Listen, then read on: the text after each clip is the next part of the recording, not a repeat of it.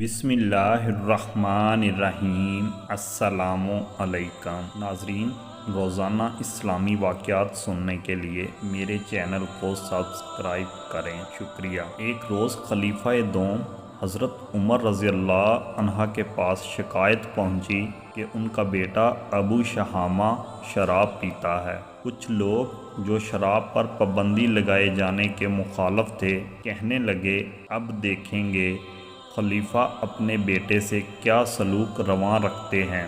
خلیفہ نے اپنے بیٹے کے مقدمہ کا خود فیصلہ کرنے کا اعلان کیا کہ ہو سکتا ہے کوئی اور میرے بیٹے کے ساتھ نرمی کرے۔ مقدمہ کی باقاعدہ سماعت ہوئی اور ثابت ہو گیا کہ ابو شہامہ شراب پینے کا عادی ہے۔ قانون کے مطابق اس جرم کی سزا 80 کوڑے تھی۔ چنانچہ خلیفہ نے اپنے بیٹے کے لیے یہی سزا تجویز کی اور کوڑے لگانا بھی اپنے ذمہ لیا۔ خیال کیا کہ دوسرا کوئی نرمی نہ کرے۔ سزا پانے کے بعد خلیفہ کا بیٹا زخموں کی تاب نہ لا کر چل بسا، لیکن خلیفہ نے خدا کا شکر ادا کیا کہ اس نے انہیں اس آزمائش میں پورا اترنے کی طاقت بخشی۔